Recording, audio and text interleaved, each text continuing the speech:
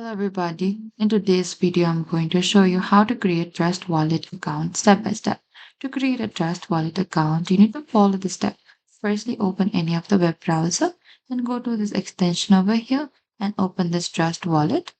So after that, what you need to do is you need to select this create new wallet. So you need to select the small icon that says you have agreed to the term of use and privacy policy and select this create new wallet.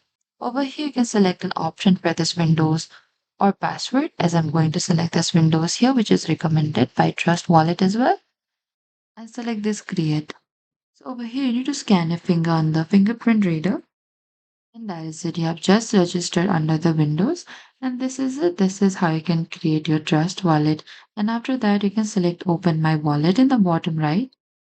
And that is it. This is how you can create your Trust Wallet account step by step. And that is it. Thank you for watching this video. I hope this video was helpful. If you have any queries or confusion, please comment down below and we will reach out to you very soon.